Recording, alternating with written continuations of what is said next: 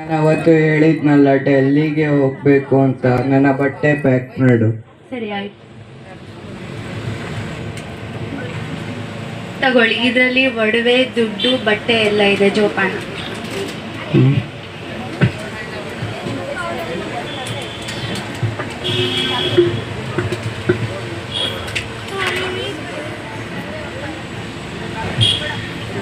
ಅಲ್ಲಿ ನೋಡಿ, ಅಲ್ಲೊಬ್ಬ ಶ್ರೀಮಂತ ಬರ್ತಿದ್ದಾನೆ.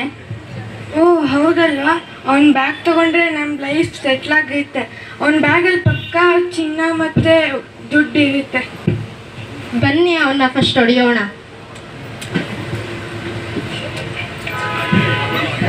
ಬ್ಯಾಗ್ ಇಟ್ಕೊಳ್ಳಿ.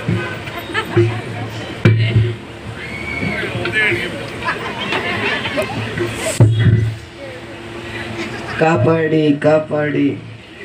ಇಲ್ಲಿ ಒಬ್ಬ ಆಗರ್ಭ ಶ್ರೀಮಂತ, ಇವರನ್ನ ಹೊಡೆದು ಇಲ್ಲಿ ಅವನ ಹತ್ರ ಇದ್ದಂತಹ ಎಲ್ಲ ಒಡವೆ, ಹಣ ಎಲ್ಲವನ್ನ ದೋಚ್ಕೊಂಡು ಹೋಗಿರ್ತಾರೆ.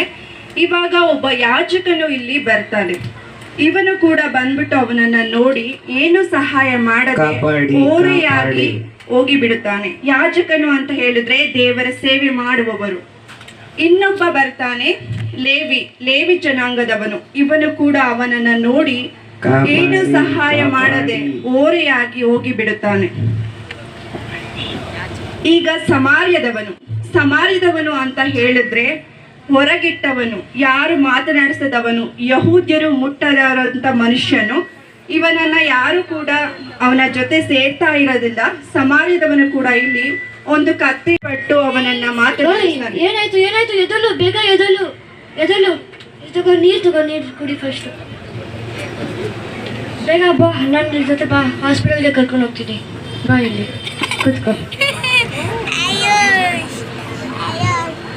ಡಾಕ್ಟರ್ ನೋಡಿ ಡಾಕ್ಟರ್, ಏನಾಯ್ತು ಹಂಗೆ ನೋಡಿ ಡಾಕ್ಟರ್.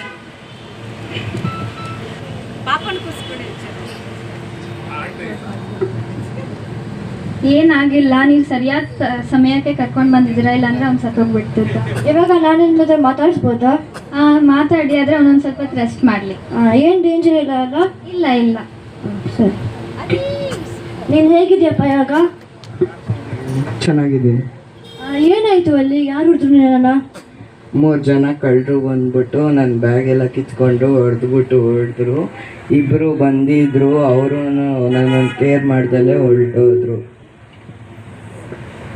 ಹೋಗ್ಲಿ ಬಿಡಪ್ಪ, ಕಷ್ಟ ಕಾಲದಲ್ಲಿ ನಮ್ಮನ್ನ ಸಹಾಯ ಮಾಡುವು ನಮ್ಮ ನೆರೆ ಹೊರೆಯವರು.